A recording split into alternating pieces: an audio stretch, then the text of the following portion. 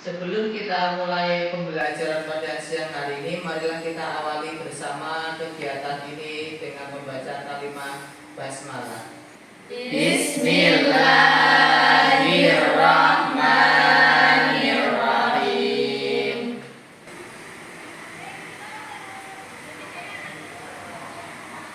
Baik anak-anak, pada siang hari ini kita jumpa lagi dalam pelajaran SKI. Ini semuanya sudah siap ya untuk mengikuti pelajaran saya? Siap. Baik, sebelum saya lanjutkan ke pelajaran, saya ingin mengetahui apakah kelas ini lengkap atau tidak. Karena itu mau saya absen satu per satu. Nafis, Hadirah. Aniko, Hadirah. Umaya, Hadirah. Zahro, Hadirah. Hasna, Hadirah. Nia, Husnul, Hadirah. Paradisa, Hadirah. dan Bu Khairah. Hadirah. Alhamdulillah semuanya hadir ya. Baik anak-anak, pada siang hari ini kita akan melanjutkan ya untuk pelajaran SKI. Ada beberapa capaian yang ingin saya berikan pada kesempatan kali ini. Dan sebelum itu saya ingin sedikit mengulang ya dan memberikan pertanyaan kepada kalian tentang materi kemarin, yaitu tentang proses berdirinya Daulah Mughal. Daulah Mughal itu merupakan salah satu daulah Islam yang berada di wilayah mana anak? India. Didirikan oleh Zainuddin Muhammad. Nah, dari daulah ini India kemudian berkembang dengan pesat, ya, dengan pesat. Dan pada siang hari ini saya akan melanjutkan materi yang pertama, ya, adalah apa strategi pemerintahan ke Daulah Mughal. Strateginya apa? Namanya sebuah pemerintahan pasti ada strategi, ya, untuk bisa bertahan, untuk bisa mengembangkan, untuk bisa memajukan. Yang kedua yang akan dipelajari adalah setelah strateginya itu kemudian ada dampaknya. Tentu dampak yang positif, yaitu kemajuan-kemajuan yang dicapai pada masa Daulah Mughal. Yang ketiga, layaknya sebuah kerajaan ada fase berdiri, fase kemasan, dan yang terakhir adalah kemunduran dan keruntuhan. Nah, apa saja faktor yang menyebabkan mundurnya daulah ini, dan kemudian apa juga faktor yang nantinya mengakhiri Daulah Mughal ini. Untuk mendalami materi ini, kalian bisa membacanya pada LKS, yang membawa LKS. Bisa juga kalian mencarinya melalui internet, ya, melalui YouTube atau googling bisa, ya, dengan judul seperti yang tadi saya sampaikan: strategi pemerintahan, masa kemajuan, dan faktor-faktor keruntuhan Daulah Mughal. Nah, bagi yang menggunakan LKS, silakan dibuka halaman 37 sampai dengan 45. Silakan dibuka LKS.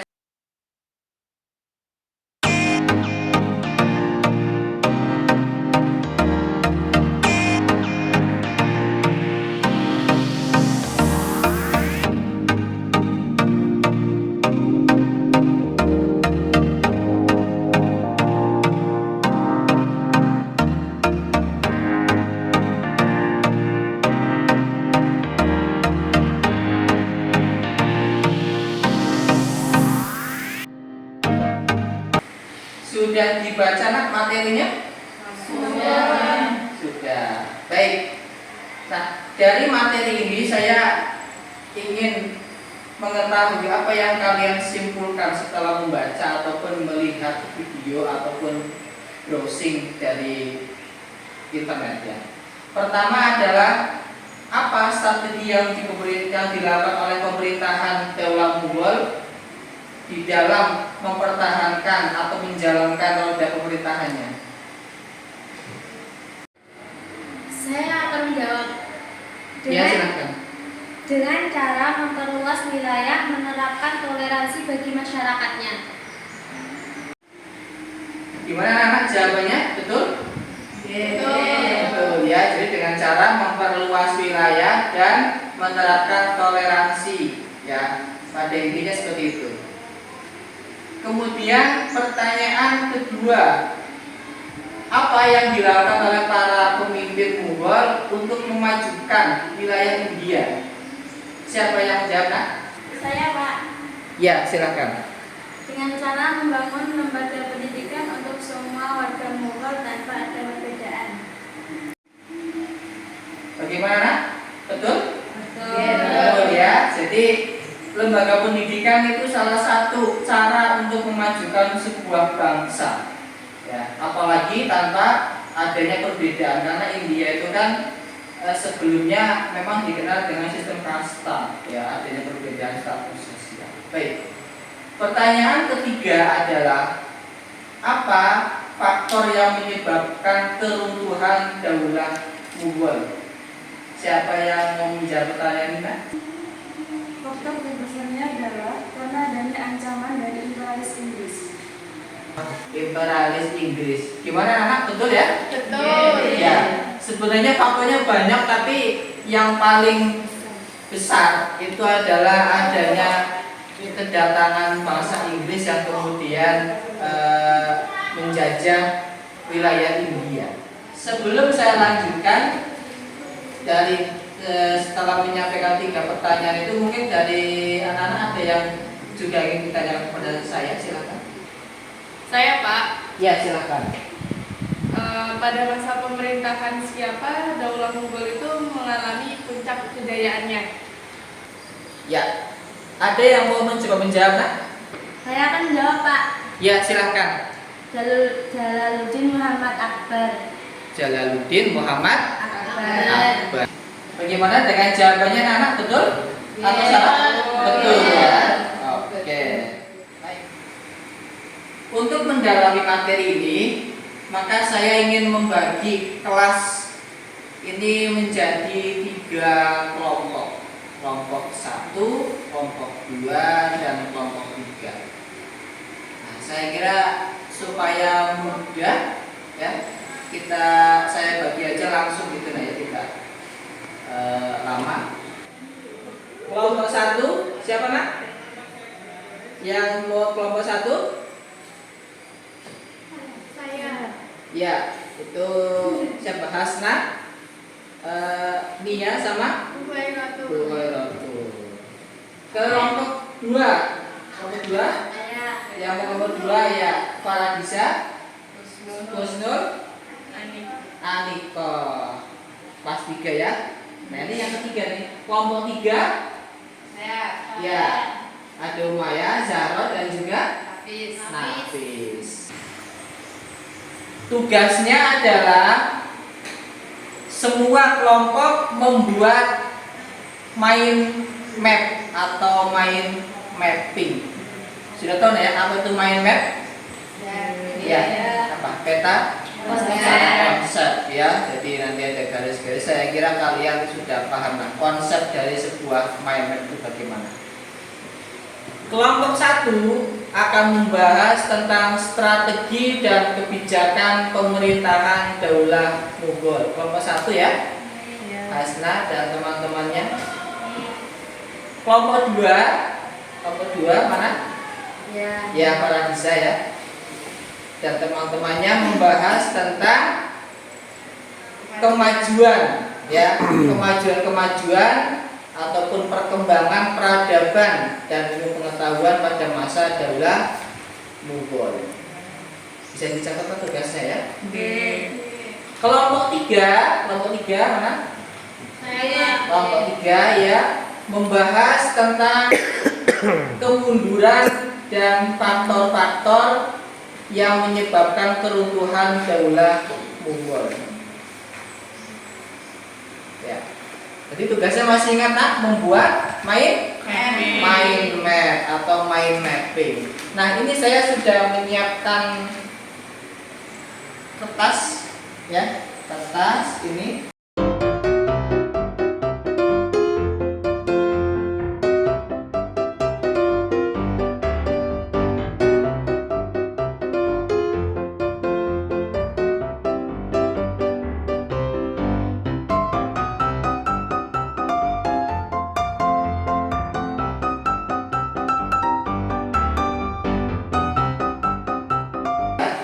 Strategi pemerintahan ya.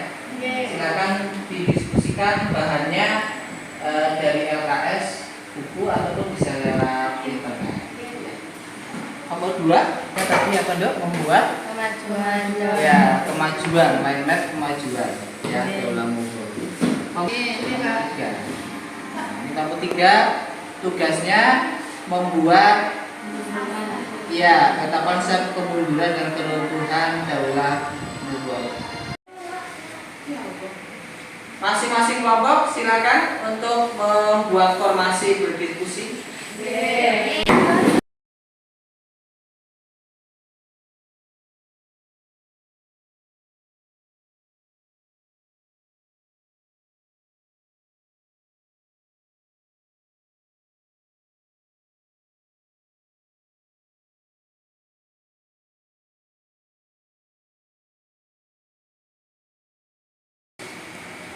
Supaya lebih cepat anak-anak, maka saya menginginkan kalian untuk menggunakan laptop ya. Jadi caranya adalah kalian cari di materi dulu apa yang ingin dibuat kena konsepnya. Nah, kemudian kalian mencari dari internet ya, gambar-gambarnya, tulisan-tulisannya, mungkin pokoknya segalanya kalian cari di internet.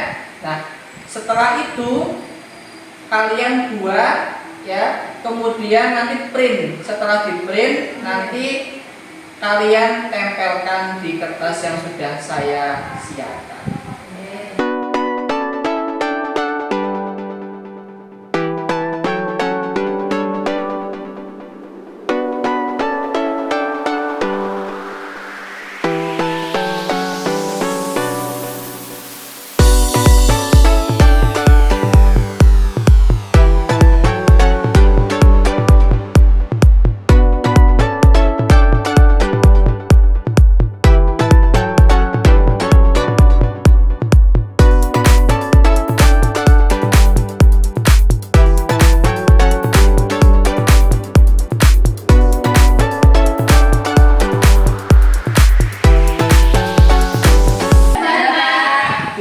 Ya, silakan ada yang mau atau sudah siap mengeprint sekarang? Siap. Ya, kelompok mana dulu?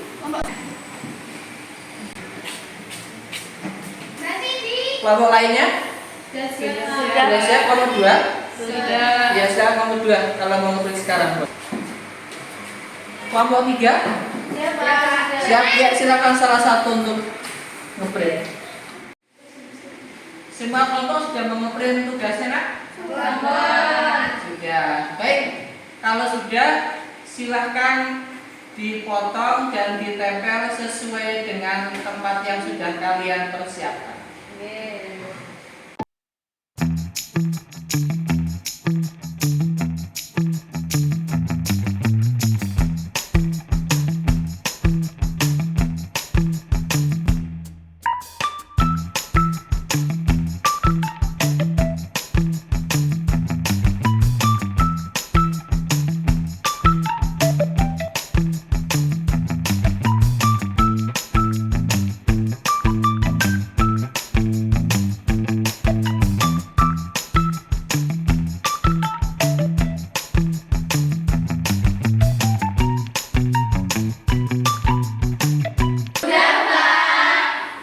Baik, luar biasa ya.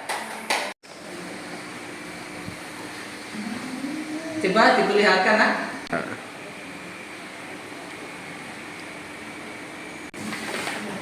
Oke. Masing-masing kelompok tolong perlihatkan tugasnya yang sudah selesai?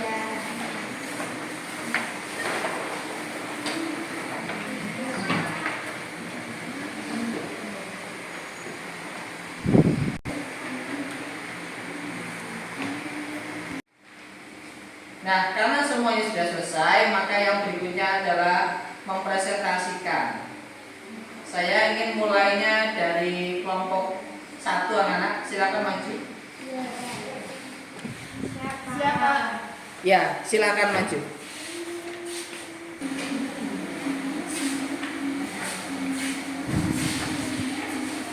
Nah, ini ada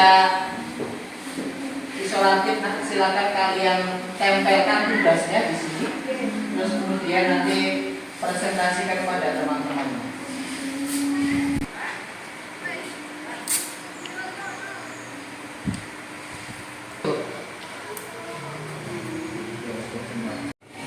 Sudah siap kelompok 1? Saya. Silakan presentasikan tugasnya. Assalamualaikum warahmatullahi wabarakatuh. Waalaikumsalam warahmatullahi wabarakatuh. Kami di sini sebagai kelompok 1 akan memberikan tentang strategi dan kebijakan pemerintahan Daulah Mughal. Jadi, setiap tokoh atau raja yang memerintah di pemerintahan Daulah Mughal itu mempunyai strategi dan kebijakan yang berbeda. Yang pertama, Zainuddin Muhammad Babur yang memerintah pada tahun 1526 sampai 1530. Jadi, ini merupakan raja pertama sekaligus pendiri kerajaan Mughal. Masa kepemimpinannya digunakan untuk membangun fondasi pemerintahan. Awal kepemimpinannya, Babur masih menghadapi ancaman-ancaman pihak musuh, utamanya dari kalangan Hindu yang tidak menyukai berdirinya pemerintahan Mughal. Orang-orang Hindu segera menyusun kekuatan gabungan, namun Babur berhasil mengalahkan mereka dalam suatu pertempuran. Dari presentasi kami, apakah ada yang ditanyakan, teman-teman? Saya. Apa strategi pemerintahannya Jalaluddin Akbar? Oke, saya akan berusaha menjawab. Jadi, Jalaluddin Akbar ini menyusun program ekspansi yang berhasil menguasai Sunda, Deon, dan beberapa wilayah lainnya. Dan wilayah yang sangat luas itu diperintah dalam suatu pemerintahan yang militeristik. Bisa dipahami? Bisa.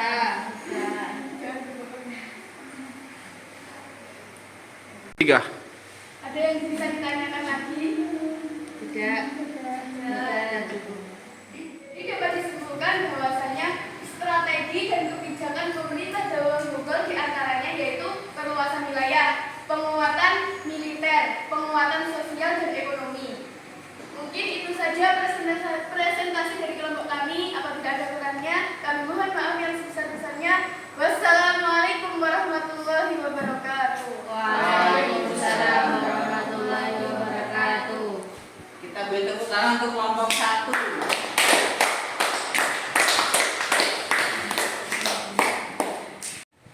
Setelah tadi kita belajar tentang strategi dan kebijakan pemerintahan Mughal, maka sekarang kita akan mempelajari bagaimana kemajuan-kemajuan yang ada pada Daulah Mughal. Nah, untuk materi ini akan dipresentasikan oleh kelompok 2. Sudah siap kelompok 2? Sudah. Ya, silakan bisa maju.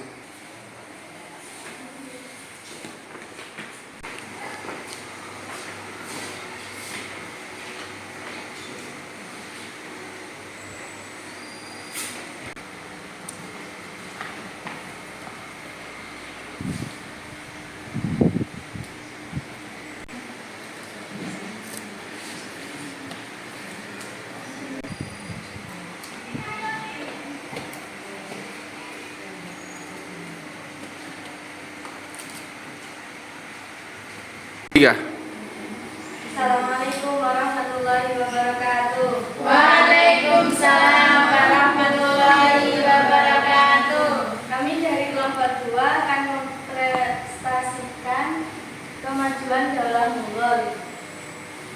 Ya, jadi di sini yang pertama itu ada bidang pendidikan. Di sini di bidang pendidikan ini Akbar itu membangun bangunan khusus untuk tempat pengajian ilmu. Dia juga berusaha menarik simpati para ulama dengan menghibahkan sejumlah madrasah dan perpustakaan. Yang kedua itu ada bidang ekonomi dan perdagangan.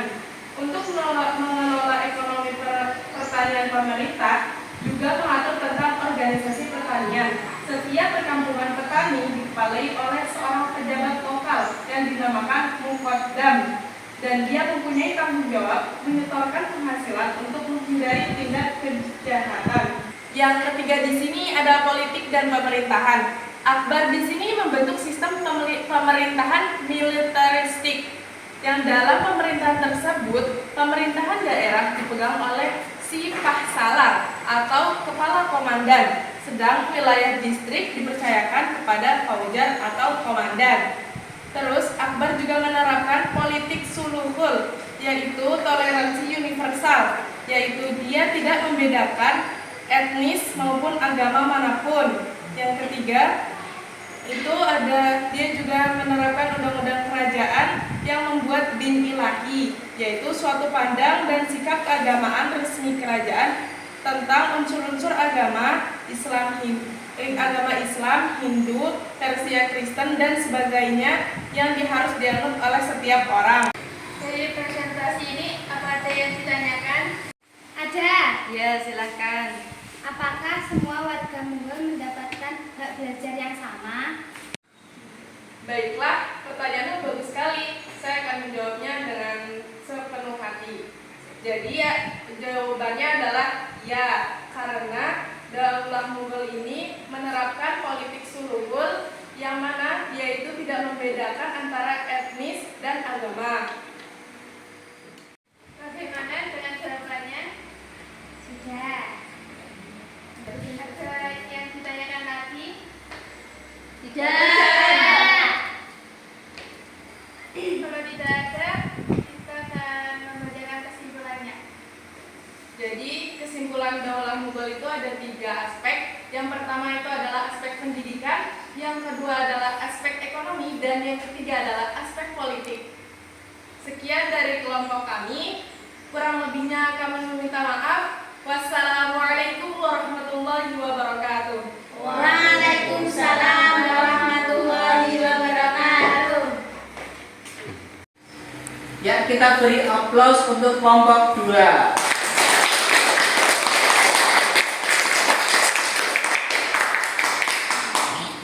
Setelah kita belajar tentang kemajuan-kemajuan pada masa Daulah Mughal, maka selayaknya sebuah kerajaan atau negara ada juga fase kemunduran. Bahkan di materi ini ada fase keruntuhannya. Nah, untuk mendalami materi itu akan disampaikan oleh kelompok 3. Sudah siap kelompok 3? Sudah, Pak. Silakan bisa maju. 3.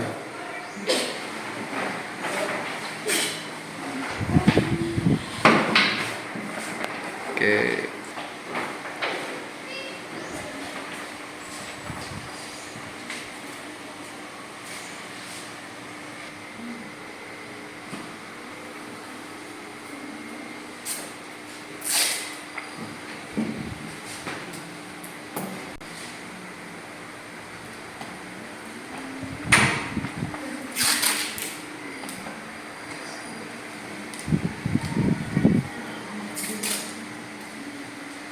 Assalamualaikum warahmatullahi wabarakatuh. Waalaikumsalam warahmatullahi wabarakatuh.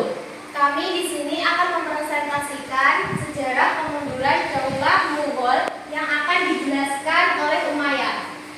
Baik, awal mulanya memang setelah 1,5 abad Daulah Mughal mengalami puncak kejayaannya. Setelah itu, pada masa pemerintahan Aurangzeb mengalami kemunduran, yaitu dinasti Mughal semakin terancam dengan adanya gerakan separatis Hindu di Vietnam. Konflik-konflik berkepanjangan yang terjadi antara keluarga kerajaan yang memperebutkan kekuasaan juga mengakibatkan pengawasan terhadap daerah yang semakin melemah. Ketika kerajaan Mughal memasuki keadaan yang lemah seperti ini, perusahaan Inggris yang sudah makin kuat mengangkat senjata melawan Mughal. Pada akhirnya, Sultan Mughal Shah Alam membuat perjanjian damai dengan pihak Inggris dan menyerahkan Oud benar dan eksak pada Inggris. 3. Penyebab antara lain: 1. Terjadinya stagnasi pembinaan kekuatan militer. 2. Kemerosotan moral dan hidup, permewah-mewahan para petinggi kerajaan. 3. Konflik agama yang suka diatasi sultan-sultan akibat pelaksanaan ide-ide pluralitas dan kecenderungan aksesisnya yang terlampau besar. Sampai sini ada yang mau ditanyakan? Ada. Ya, silakan. Apa yang dimaksud dengan stagnasi kepemerintahan Daulah Monggol? 3. Baik, pertanyaan yang sangat bagus. Jadi stagnasi itu suatu kondisi di mana suatu keadaan itu tidak berjalan dengan baik atau melambat. Oleh karena itu di sini pembinaan kekuatan militer di Mughal tidak berjalan dengan baik karena hal itu kekuasaan militer menguasai tempat-tempat di wilayah Mughal. Sekian. Bagaimana dengan jawabannya? Ya. Baik, kesimpulannya yaitu karena tadi perjanjian damainya terjadi, tapi karena Bahadur Shah tidak menyetujui perjanjian itu, terjadilah konflik besar-besaran. Karena tadi terdapat perjanjian damai dengan Inggris, namun Bahadur Shah tidak menyetujuinya. Oleh karena itu terjadilah konflik dan para pemberontak dari Delhi banyak yang diusir. Raja Mughal pun juga diusir dan demikianlah sejarah kemundurannya. Antara lain penyebabnya itu terjadinya stagnasi, kemerosotan moral dan hilangnya dan hidup bermewah-mewahan serta konflik agama yang sangat sukar diatasi.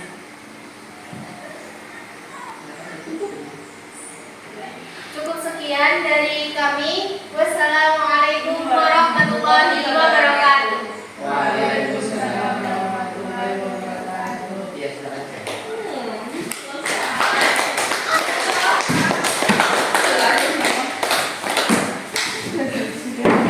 Ya. Sebuah pemaparan materi yang sangat bagus baik dari kelompok 1, kelompok 2 dan kelompok 3. Oleh karena itu kita beri aplaus untuk kita semua.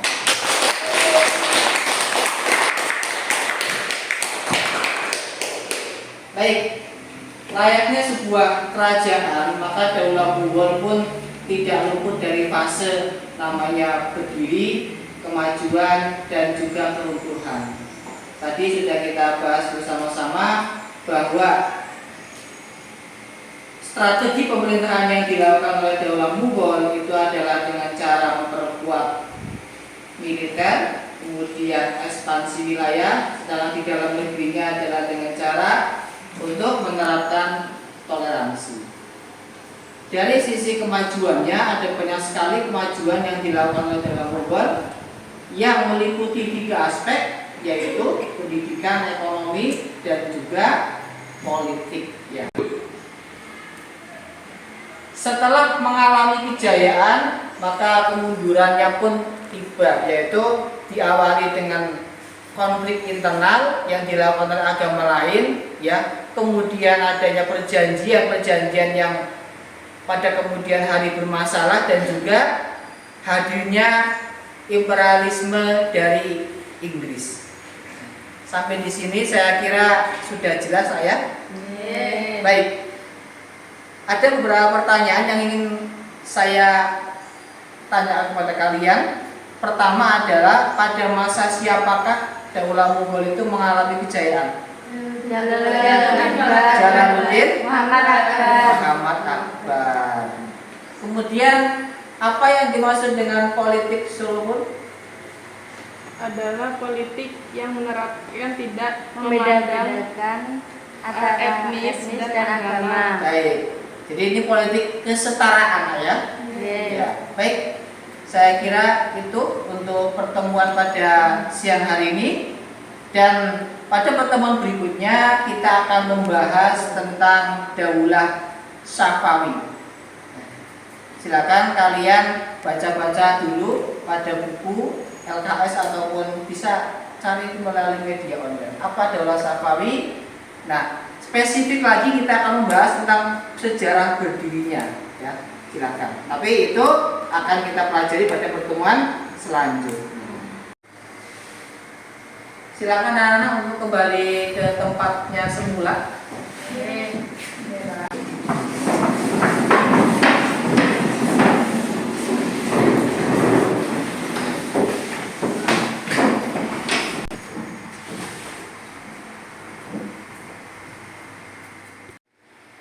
Baik, marilah kita akhiri pembelajaran SKI ini dengan bersama-sama membaca kalimat hamdalah. Alhamdulillahirabbil alamin.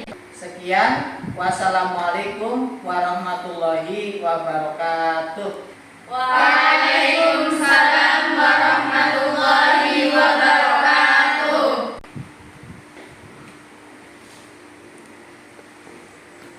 Oke. 3.